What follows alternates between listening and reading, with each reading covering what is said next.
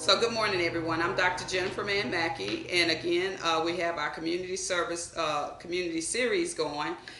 Today, we're going to be talking about substance misuse in our adolescents, our teens. We recognize that sometimes we don't know the signs, we don't know what's going on with our young people, and sometimes they have began to experiment or begin to use drugs or substances that they have stolen from their grandparents' medicine cabinets, or their ADHD medicine that they done got from a friend. So today we want to talk about substance misuse with our adolescents. And I think I want to start with this because a lot of times parents will call me and they'll say something is not wrong, something is wrong with my son or my daughter, or they're not acting the same, but they don't want to believe that they could possibly be using substances. And sometimes it's very difficult for us as parents to admit or recognize that perhaps our children have gotten a hold to substances or begin to use substances. It's just hard for us to believe. And so I want to talk to you about some of the warning signs or some of the things that you can look for when you recognize that young people have begun to experiment or dabbing into drugs, as we say. Recently in June, I had a focus group of young people, and I had a focus group of parents. And so as I was interviewing scholarship recipients for our foundation, I began to survey them and ask them, one of the interview questions that we asked them was, what were the top drugs being used in Wayne County, at Wayne County High School, of students that were at Wayne County High School and even the middle school. The number 2 drugs that they stated was, number 1 was marijuana, of course, is the number 1 that they say. But also there's a new trend of vaping. And so we know that research is showing that vaping has caused some upper respiratory issues, has caused some health-related issues in young people that had not had it before, had been otherwise healthy. But the chronic use of vaping has caused a lot of problems. So I want to say this just briefly before I share with you the warning signs. I've had parents to tell me that they prefer their kids to be vaping because they felt like vaping was safer than marijuana. And vaping is man-made products. It's like chemicals that your kids are inhaling. And so you want to be careful suggesting, or you want to be careful, because what I see is, I really think truthfully that vaping is going to become a new gateway. I believe that vaping is going to become a new gateway. Students have shared with me how kids are secretly vaping, putting the vape up under the sleeves of their hoodies, and vaping and holding it up to their mouths, and I mean, even in middle school. So don't disregard vaping as being innocent, as being an alternative to marijuana, because at the end it is all going to cause problems. So let's think about the warning signs of substance misuse. Some of the things we recognize in young people is that, number 1, sometimes they just tend to get argumentative. They're irritable. They are not wanting to agree with anything the caregiver, the parent, the custodial parent or guardian wants to share with them. They're isolating themselves. They're pulling themselves away. They're locking their bedroom doors. They are not participating in activities that they once had an interest in. I mean, passionate interest in. They're pulling away from activities. They're pulling away from family gatherings. You may even see them with new friends that you're not familiar with, friends that you did not know. And then they may maintain the same friends, but you just notice a change in their behavior. Don't ignore those little simple warning signs of the behavioral changes, because those are the indicators for you to just, ask questions, to inquire if they're okay, to see if they're, how they're doing in school, to see if they have lost any friends, or to see what's on their mind. because young people are using substances and misusing substances just like adults for some of the same reasons. For poor coping skills, maybe things happen in their lives, or they're being rejected. Maybe they haven't found friends that they relate to yet. It is really hard to develop friendships in middle school and high school. Because there's a lot of bullying is still on the scene. There's a lot of people still, middle school and high school students are still trying to find themselves. They're trying to still identify with a group that they feel comfortable with, that feel like they are accepted. And sometimes just that lack of acceptance causes children to, peer pressure and submit to the peer pressure of using drugs. And so think about those warning signs. One of the other things I want you to pay attention to is hygiene. When kids start misusing substances, or sometimes their hygiene will decline. They won't take care of themselves like they used to. And even if you recognize like mood changes, like not just the argumentativeness or the irritability, but you notice that they're sad a lot. You notice that they're quiet around you, or they're avoiding you. Pay a close attention to those things, because it could be a number of things. We're just happening to talk about substance misuse this month because I'm thinking it's Red Ribbon Week this week, or it's coming up. And so that's why I wanted to talk about it. Also, think about what kind of resources are there for adolescents. What kind of resources, what do we do when that happens? I always suggest parents, just as, when your kids become middle school and high school, it's not that you're trying not to trust your kids. It's just that when you see behavioral changes, you want to try to intervene as quickly as possible before they go off and get into harder drugs. So we know that progression of addiction starts real simple. It can start real simple. It can start with just every now and then, smoking a marijuana cigarette with friends, to all of a sudden it has increased, and now you smoking by yourself. You don't even need a friend to smoke. It's just becoming a part of your lifestyle. And then the thing about it, a lot of times people assume that marijuana has no real effects on them. Well, there is a psychological addiction to marijuana. If you're using marijuana to cope with life, if you're using marijuana to just get through the day, I've had people tell me that they perform so much better when they smoke the marijuana cigarette.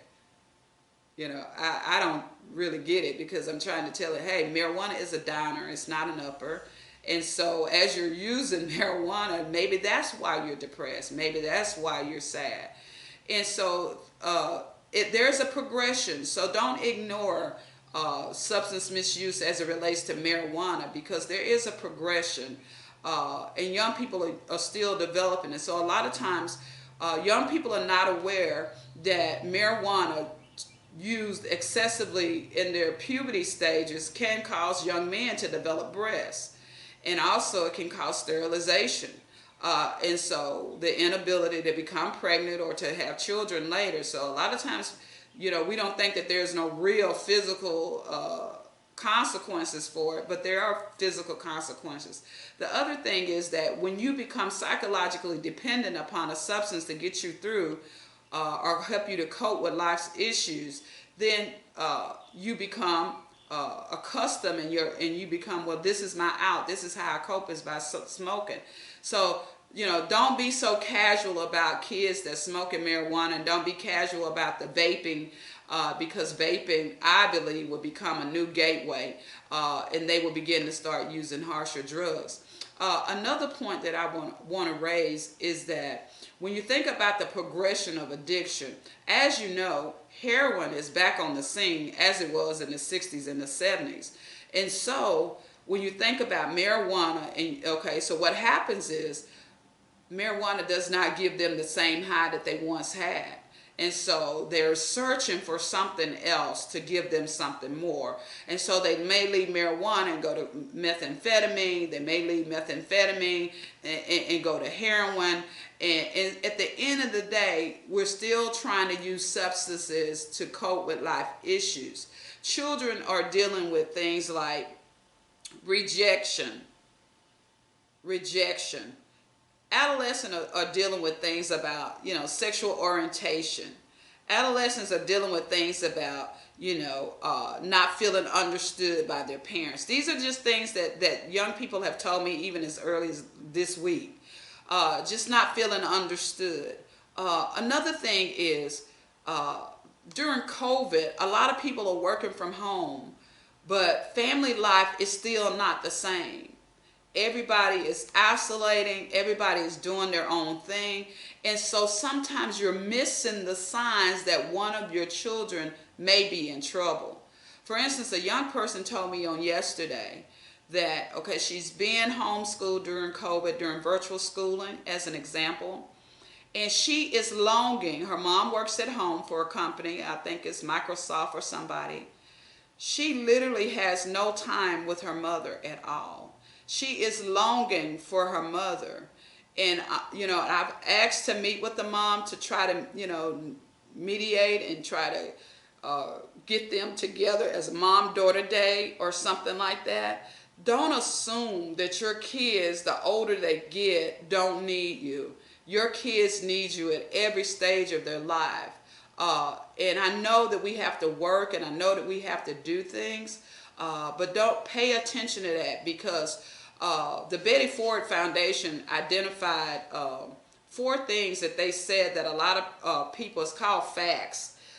They were talking about family time, that family time sometimes, family history sometimes causes us to be at greater risk for using substances or misusing substances. So if a family member that the child is observing uses marijuana casually or uses marijuana regularly, because we are in a day where some people don't have any problem with marijuana and they're adults and that's your choice, but your children may not have developed emotionally yet, they may not have developed physically yet, and to use that as their coping mechanism is not going to be healthy over a lifetime. And so what we want to do is try to increase their ability to cope by teaching them to use coping skills like maybe listening to music, coloring books, drawing, meditation, yoga, running, exercising, using other outlets, reading. I started telling young people to use reading as a therapy because you can escape things, and you can do it in a fictional way and you can do it in a non-fictional way, but you can escape things through reading and relaxation things. So you want to try to teach them how to cope and not use substances.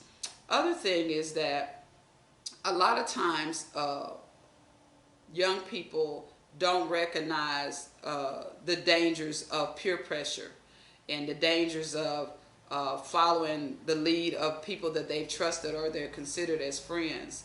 I honestly feel like parents should periodically do a drug screen of your kid, especially if you see that their behavior is changing, especially if you see that they have new friends that you're not aware of. You have to be the advocate for your teenager. You have to be the advocate for your children. And let's say this, I have seen children that are using and actively smoking marijuana at the age of 9. At the age of 9. At the age of 9. Because children are trying to find ways to fit in. Have that hard conversation with your young person. Have that conversation. Look for those warning signs. If you see a warning sign, immediately seek out help. And listen, don't go on the attack with your kids because you're trying to get them to open up. You're trying to make sure that they understand that you're really here for them. And so a lot of times when we find out that our kids are misusing substances, we're screaming, we're yelling, we lose control. And I know because we lose control and we yell, and it's not that we're not loving them. It's just that we're stunned, we're shocked, we're afraid of what that's going to lead to. And so I want to give you a tip. If you really want to reach them, you're going to have to come in another approach. You're going to have to come in a way of understanding, because we're not trying to get them to close down and shut off and cut us out of their lives. We're trying to get them to open up and share what exactly is going on. Now let's talk about that, because we know that when kids begin to use substances or misuse substances on a regular basis, we know that there's a social aspect to it. They're hanging out with friends. They're at the fire barrels. They're going to parties, and it's just a common practice. So we know that there's a social aspect to it. But there's also an emotional aspect to it, where sometimes kids are using because they feel alone or they're feeling isolated. They don't feel like they fit in with anybody. So it has become their friend, their go-between. And so then we have to get to the root cause and look at why are they using, why are they misusing substances, and let's get to the root cause. We know that even as adults, we tend to self-medicate in ways sometimes, whether it's with food, whether it's with gambling, whether it's with sex, whether it's with having too much fun, whether it's with misuse of substances. But we try to self-medicate in some kind of ways, and so sometimes our children model our self-medication behaviors. Now, good morning, Facebook. Thank you so much for joining us this morning. If you have questions, please type them in and I'll answer your questions. We're talking about this morning substance misuse among adolescents and teens, because this is Drug Awareness Month and Drug Awareness Week, I believe, or next week. And so I wanted to bring attention to that our young people are progressing through their drug lives sometimes by starting out with vaping, starting out with alcohol, starting out with marijuana, and they're progressing through substances like methamphetamine, like pills, like heroin. So they're progressing through it and progression through it. The other thing I want to say is to every single grandparent, please lock up your medications. If your grandchildren are coming over often, especially teens and teenagers, teens and middle schoolers, preteens, if your young people are coming over often, I would suggest to you, because all young people are not doing drugs, for sure. There's a group of young people that are not touching it. It's not on their mind. They have no intentions. But it's just a safe practice that when you have controlled substances, level 2 drugs, that you want to lock them up. Real powerful pain medications, you want to put them in a secure place. There's this game that teenagers play. And I don't know the name of it, but what they do is they raid their grandparents' medicine cabinet and they pour all the pills. Everybody bring a bottle of pills, and they pour all the pills in like a bowl or something. And everybody, when it's your turn, you blindfold that person. They blindfold the person, and the person just grabs a pill out of the bowl and takes this pill, not knowing what the consequences are, what side effects is going to exist. And so this is why I always tell parents, and I always tell grandparents, take your medication and lock it up. And there is a common practice now that we're allowing our children to give themselves their medicine. I think that you have to be very cautious allowing your children to medicate themselves with even their own medication, because number one, if they get busy and perhaps they got ADHD, or perhaps they don't remember if they took a medicine and then they go back and take another pill, it really should be administered to them. You should probably leave out one pill with their breakfast or something like that, so that we don't have that issue. But you need to lock up medication. You need to get rid of your old medication. It's important because sometimes it starts out innocent. Another thing I wanted to share with you, sometimes when we have athletes that have accidents or break a bone or in car accidents, sometimes that's the way the substance misuse starts. It's from the chronic pain that they have experienced from an accident, or the chronic pain that they've experienced from a an athletic accident or injury.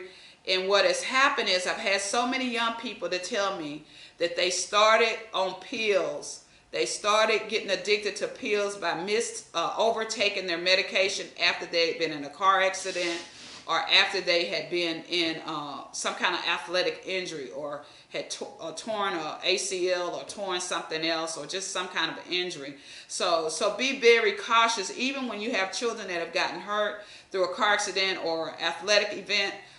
Make sure that you manage that medication, and that you're not allowing them to take their own pills, that you're watching over that stuff. And listen, I'm not trying to frighten you. I'm just here to educate you on the 30 years of my experience working with teenagers and working with young people on what are the things that we look for and how to best serve them.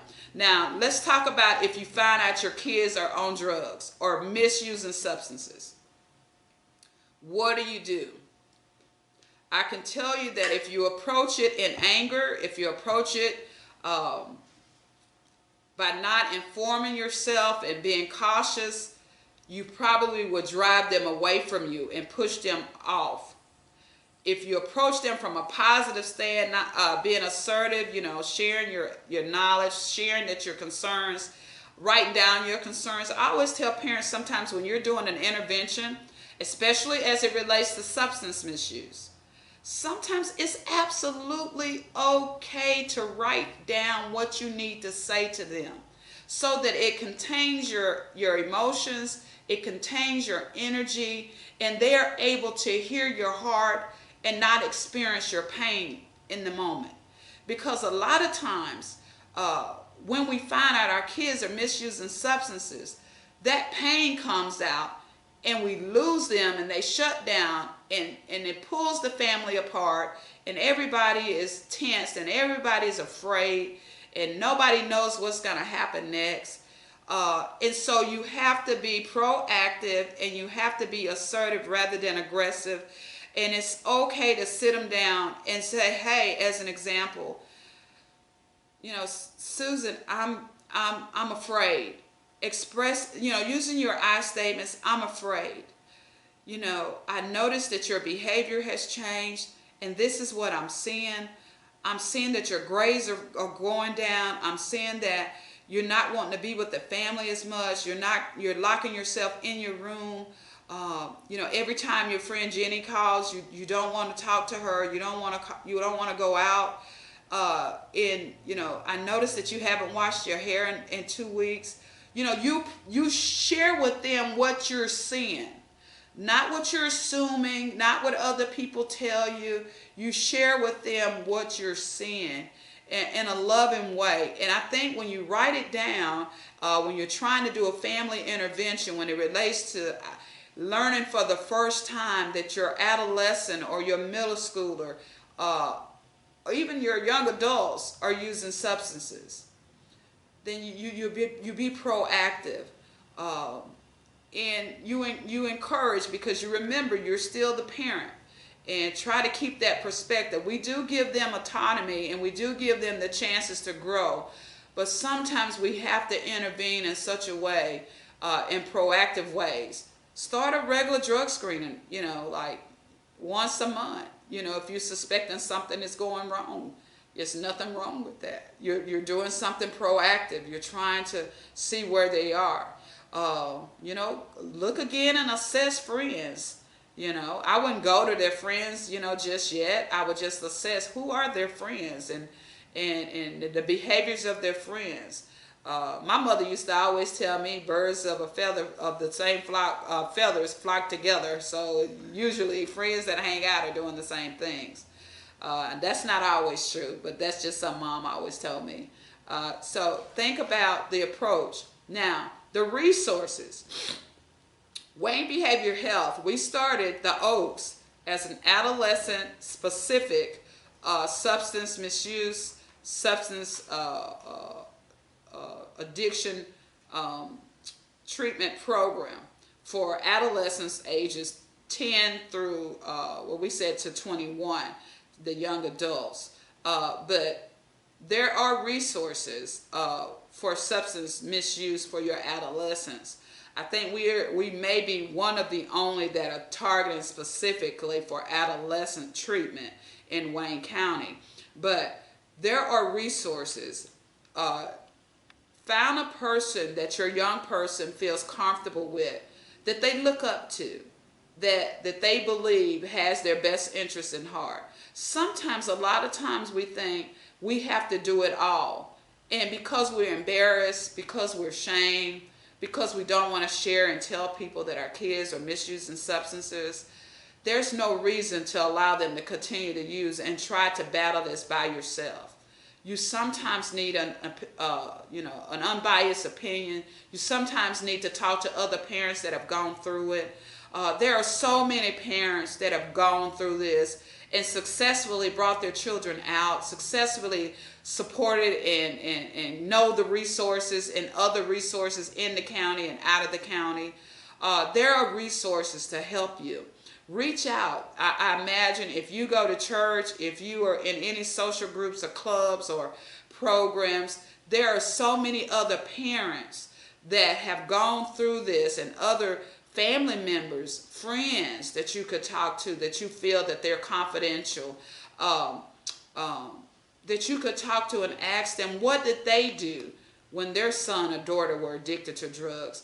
I know parents right now who have grown children in their 30s and 40s still battling addiction. They've lost so much money. They've lost so much time. They've lost their grandchildren. They've lost them to the systems. They've lost so much money sending their kids to their adults to treatment. I say be proactive while they're adolescents. You know, I always talk about, a lot of times research showed that the Nancy Reagan's, what is it called? Don't do drugs, or I can't remember the slogan right now. But Nancy Reagan had this proactive, simple, very simple, don't do drugs things statement, and it was like a wildfire at some point. And then we have the DARE program in our schools. We have to get back to preventative things. You have to begin to talk to your young children about the dangers of substance use and misuse and all of this. Now, I'm not trying to offend you, but a lot of times when we allow our kids to do things like we say it's innocent, that they're smoking cigarettes, and then now they're vaping, and now they're doing marijuana, and now they're doing methamphetamine, and now they're doing opioids, and now heroin, and it just goes on. And even sometimes they escalate from just crushing the pill and snorting the pill to, intravenously using it as it gets worse and worse. And so just say no. Just say no. So Nancy Reagan came up with this brilliant thing, and the research showed that it really didn't have a major impact. But I think doing something is better than doing nothing. Just telling our kids to just say no and why. When I moved here 27 years ago, I worked for the Department of Corrections, and I started this program, the Care Team program. And so I would take inmates to our local community schools here in Wayne County. I would take them during Red Ribbon Week to share their story. I wish you could hear the young people that would run up to the inmates and say, I've seen my daddy do that. I've seen my mom do that. You may be thinking that the children are not looking. Children see everything. And they mimic our behavior. They mimic our coping skills. They mimic how we handle stress. They mimic how we deal with our issues. If they see you smoking, I had a young lady tell me this week that she was getting high with her mother, and that is a new trend. I've heard people say, I'd rather for my children to get high with me than get high with somebody else. I'm thinking, what has gone on with our parenting? What has happened with parenting? When our parenting is now, it is okay for you to get high with your children. I'd rather for them to drink with me and get intoxicated at home than to go out and be intoxicated with their young people, with their friends. Don't you know that if they can get intoxicated with you, you're not their only social circle? They're going to get intoxicated in other places. And unfortunately, you won't be in all of those places. So we have to be careful the values that we establish as acceptable around substance use and substance misuse. Because just because you as an adult can cope with life as an adult, children are still developing these emotions. Children are still developing, and teenagers are still developing. They're still trying to figure out who they are. And I would say that some people, adults, are still trying to figure out who we are. So imagine how we're struggling trying to find out who we are, and young people and how they're struggling. So let's try to encourage our young people not to use substances to cope with life issues. Make yourself accessible. I want to talk about accessibility because I think it's important, because what happens is the community has us, our jobs have us, our churches have us, our friends have us. But are you making time for the people that matter the most? When you are a parent of a child, when you are a grandparent, when you are a parent of an adolescent, you have to balance everything else, because why? Those children may be silent. They are inward type thinkers. They will not come out and say, I am struggling. Because believe it or not, you may think millennials really don't care about their parents. And sometimes they just an opinionated generation. And we have to learn that it's okay, because they're the most learned, they have knowledge, they're creative, they're very brilliant. And so sometimes that comes across as, a know-it-all, or that comes across as disrespect. It comes across in a way that, us old school folk, we just like, oh no. But I've learned to acclimate to this generation and their personalities, because why?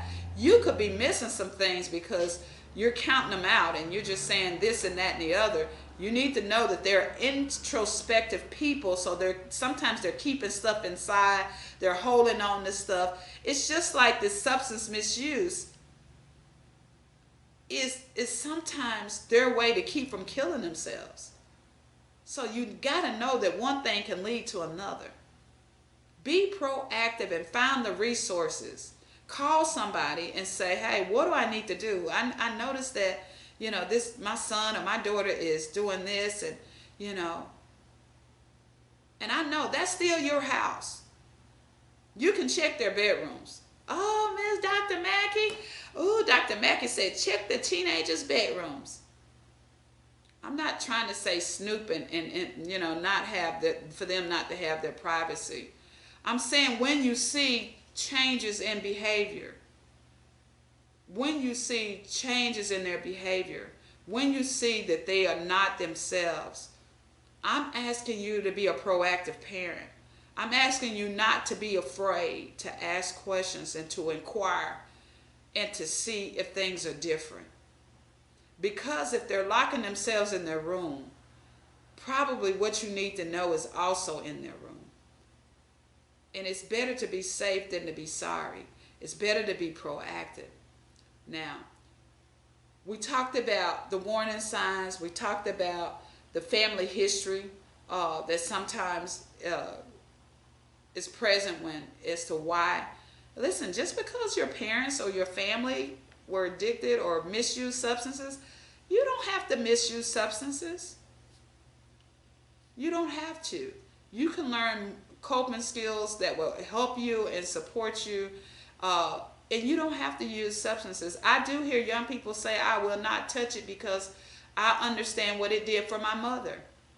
I see a lot of young people whose moms have been addicted to drugs and they live with their grandparents, And the grandparents, believe it or not, are in their 70s or in their 60s, and this generation is unrelatable to them. And so even the grandparents who've taken on this wonderful act of kindness and act of love don't know the warning signs, are not paying attention. So they're doing it right up under their noses, and they're still in their meds, and they don't even know it because they're aging. So pay attention. Are there any questions, Facebook? Do you have any questions?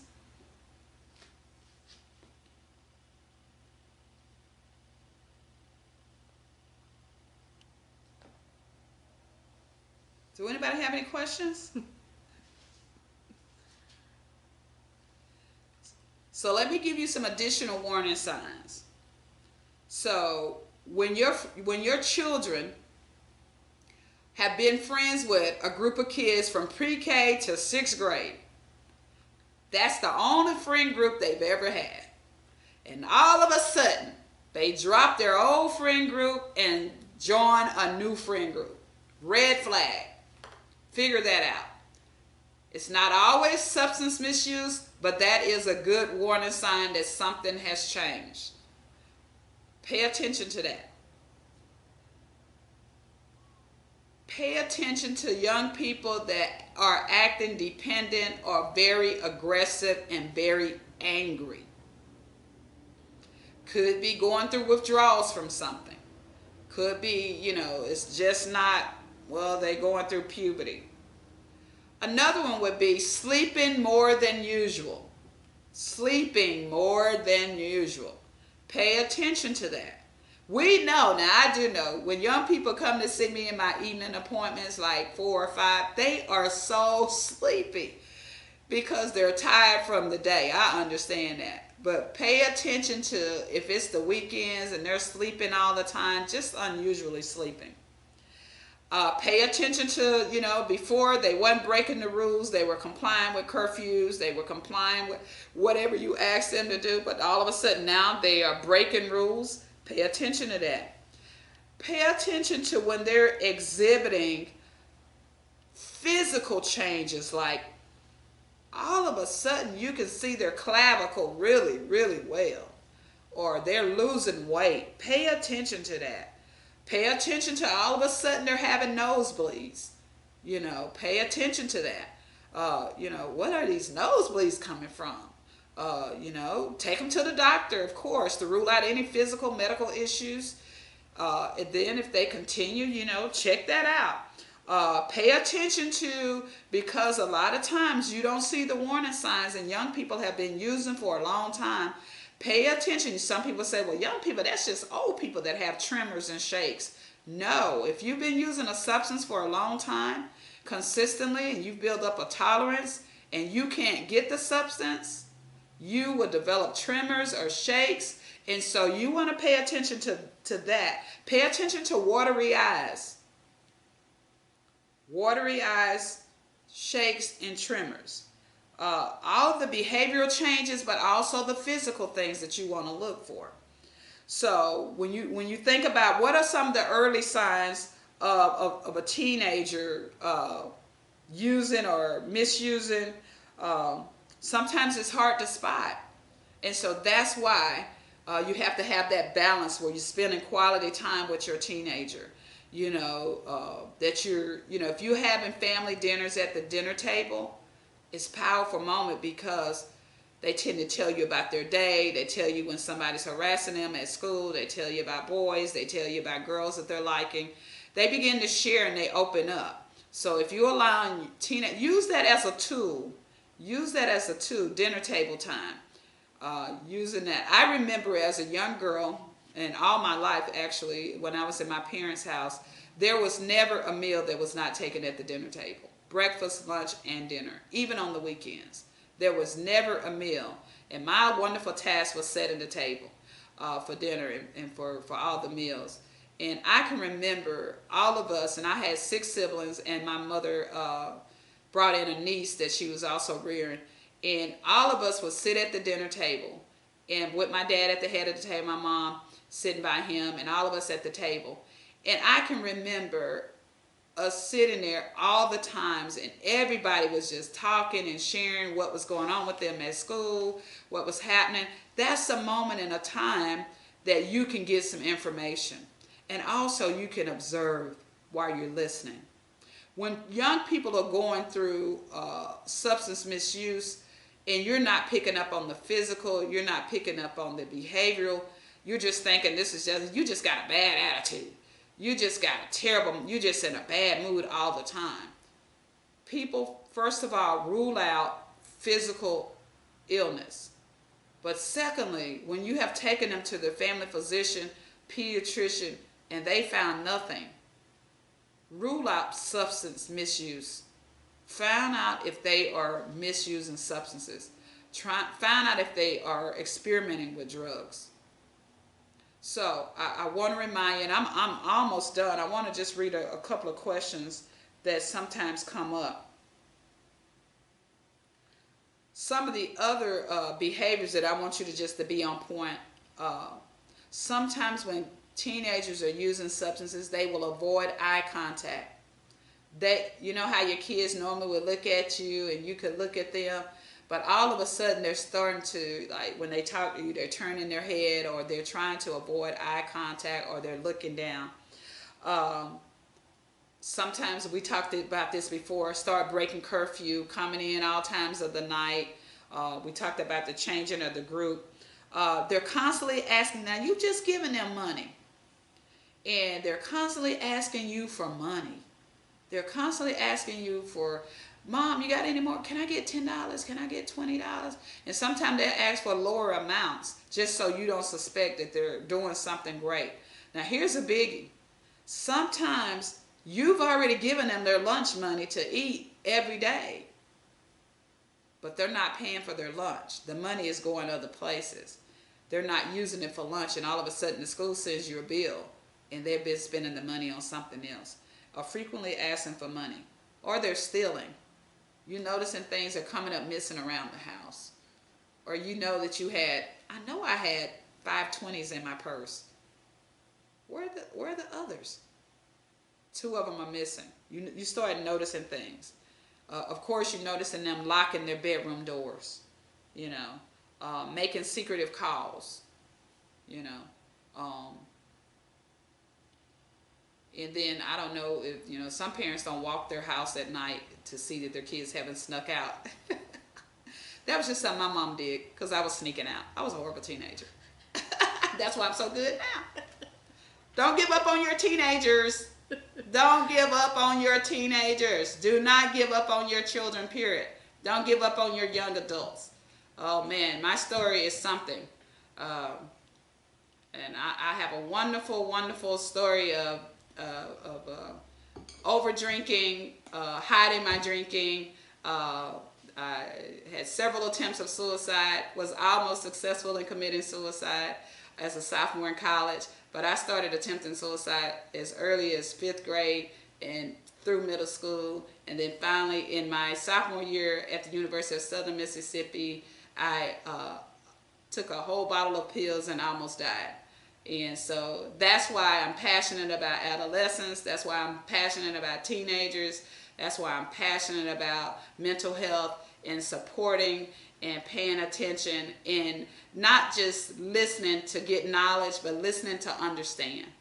And sometimes when we're parents and we're in the heat of the moment, what we do is we just so angry and upset that we have given them the best and they are using drugs, and why are you doing this?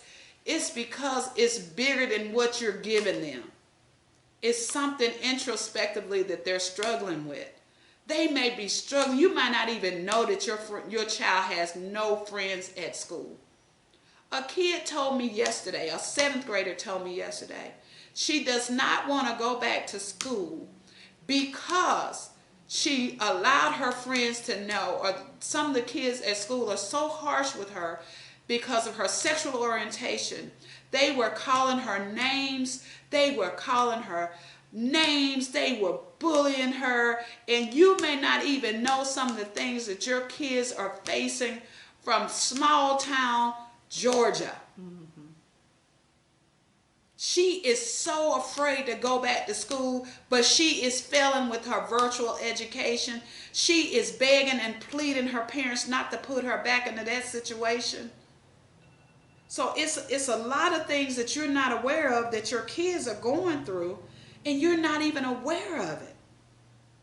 And if your kids are skipping school, missing classes, not completing their homework, not motivated, don't you know drugs cause amotivational syndrome, where they lack motivation to complete tasks that they normally were doing good at? When you have an honor student that's all of a sudden failing, When you have an honor student that's all of a sudden failing, you need to look at that. When they withdraw from classroom participation, they don't want to do drama no more. They don't want to cheer no more. They don't want to do baseball no more. Pay attention. And listen, go back to just say no. Start again in pre-K and kindergarten and first grade. Having that conversation. Prevention is always better. Don't wait till they're 30 and try to turn them around. It's just too late. So we talked about losing the interest. So let me give you these physical things again. Poor hygiene, glazed or bloodshot eyes, frequent running nose or nosebleeds, paranoia, irritability, anxiety, fidgeting, just can't be still, just can't be still. Difficult staying on task, we talked about that. Pay attention to if your young people start wearing hoodies a lot. They never wore hoodies, wearing jackets a lot, never wore jackets. Pay attention to that. Now, a lot of times my self-mutilators, they're hiding that they're cutting. But also, they're not just cutting their arms, they're cutting their legs too. And I know it's hard to observe those type behaviors, but if you start noticing them wearing long sleeve shirts and it's not cold and long sleeve jackets, they could have track marks on their arms that they're trying to hide. So pay attention to all of these little things. I'm just trying to educate you on some of the things. If they start having puffy eyes and a swollen face or runny, headaches a lot, just having a lot of headaches, that's not, again, I always tell you to rule out the physical. Even when parents come in with mental health issues like depression, anxiety, ADHD, impulsive control disorder, things that we can diagnose through mental health. I always tell them if there's some physical things that's going on, I always like to refer them back to their pediatrician or their primary care physician and say, look, let's rule out the physical first. Even with my adult clients, I have a lot of adult clients. A lot of people don't think I see adults. I see a lot of adults, all ages. My most recent is 82. And so I always tell them a lot of times there's a hormonal imbalance that's going on in the body that's causing you maybe to be more depressed. A lot of people don't realize that diabetics suffer with a lot of irritability. They suffer with a lot of mood swings sometimes, and sometimes their numbers are off. And so you need to always, when you see something different or even within yourself, always rule out the physical, because we don't want to just assume that it's a mental health thing. For instance, I'm working with a lady that's basically afraid to come out of the house, afraid to do everything now, agoraphobia. And so what we're doing with her now is we're working through things, and there has been some other issues, but we're ruling out the physical. We got to have blood work. We got to make sure that things are okay there. So even I mentioned the rapid weight loss, but also sometimes people gain weight because, with marijuana, people tend to snack and eat and all of that kind of stuff, and all of a sudden they're eating a lot. So the risk factors are, I want you to remember this acronym, because this is, especially if you have teenagers or young people that are in recovery, you finally got them to stop using. So I want you to think about this acronym. It's called HALT, like stop and think, pause. Because what we're trying to do is relapse prevention. And so when you think about relapse prevention, think about HALT. Don't get too hungry, don't get too angry, don't get too lonely, and don't get too tired. HALT. That means if you find yourself getting too hungry, you're getting too angry, if you're feeling lonely, if you're feeling too tired, you want to assess that and make sure where they are. And there's absolutely no shame in joining a support group and maintaining your commitment to a support group. I'm not sure if we have, like if you're a family member, I'm not sure if we have Al-Anon here. But I'm open. If you're out there and you want to start a support group, I don't mind. You can start a support group in my office free of charge. You can use the space to start a support group for adolescents. If you know young people that are in recovery and trying to stay, because listen, COVID has brought some features where our addiction rates have increased, our misuse rates have increased, the number of overdose have increased, the number of deaths have increased, the number of suicides are increasing, the number of people we're seeing. My mental health caseload has just blown up. And so I know that the stress of COVID-19 has caused people that were in recovery to start back because of the financial stress, because of the isolation, because of not being able to see family, because of losing jobs, because of the financial instability. Everybody has been impacted in some form or fashion. And so when you're in recovery, you got to find resources to stay focused. And so think about HALT when you think about that. Now, the last one that I want to share with you is an acronym that for family members to keep in mind when you're assessing the risk level of somebody that may begin to misuse substances. It's called FACTS, F-A-C-T-S. The F stands for the family history. Look at the family history. A is the age that they begin to use. And don't assume that a young kid, a middle schooler, or a child that is exposed to substances are not using substances. I know in this day and time that it's hard to believe, but it's happening. Craving. Watch the cravings for use. And the level of tolerance. Let me explain to you what tolerance is. Sometimes you may not know the language. Tolerance is after a period of time of using over a period of time consecutively, now your tolerance has increased and it requires more to get the high than it did when you first started.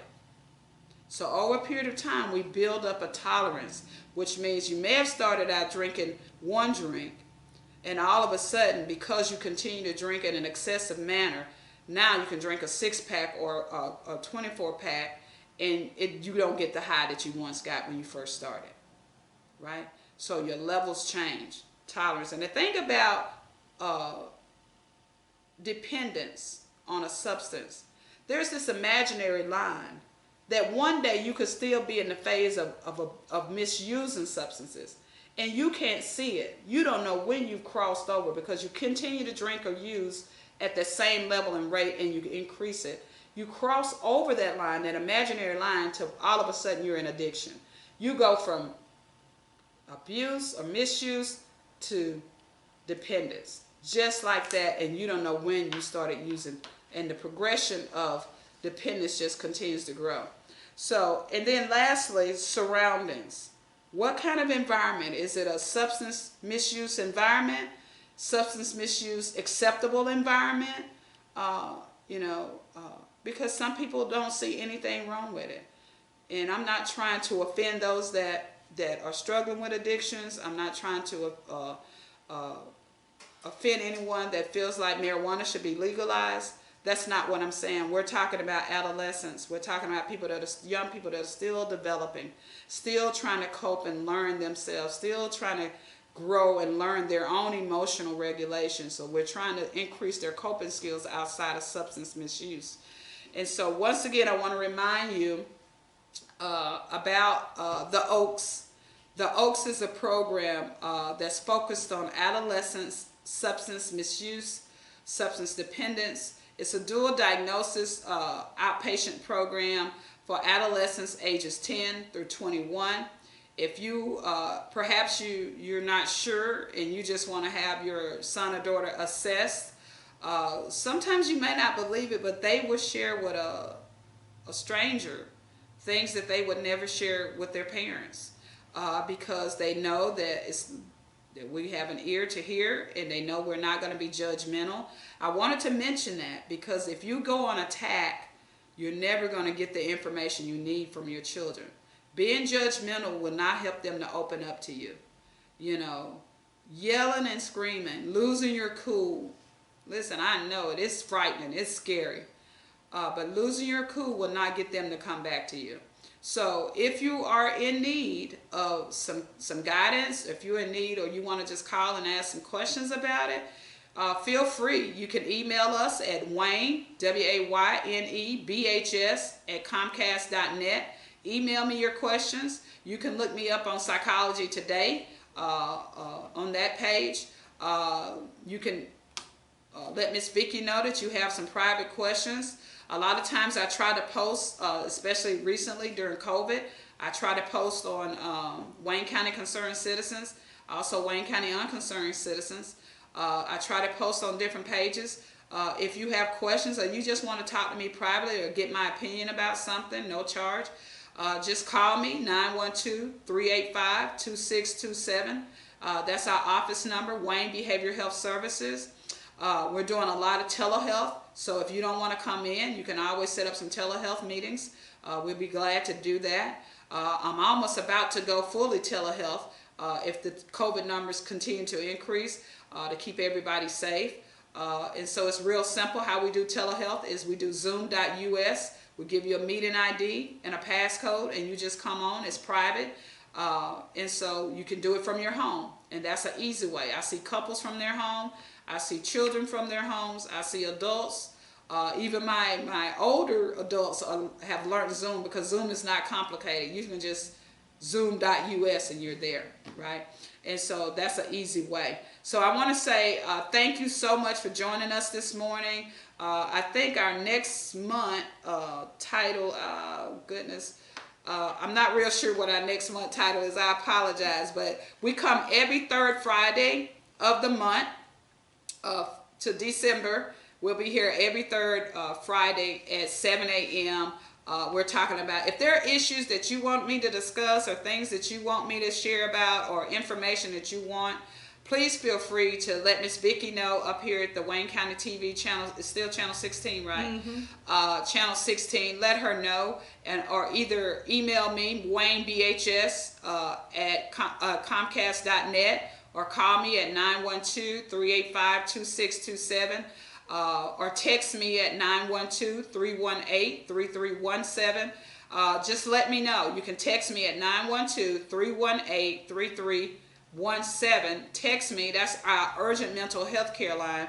And that number, our urgent mental health care line, is a local number, 318-3317. 912-318-3317. Also, the Georgia Crisis Hotline is 1-800-715-4425. Our suicide prevention line is 1-800-273-8255. Now listen, if there's an emergency and you have a mental health emergency and you cannot get to someone, call 911. Call 911. Don't wait to call a provider or services. Call 911 if you need mental health assistance. Okay, thank you. Good morning. Thank you, Miss Vicky. Have a great day, Wayne County.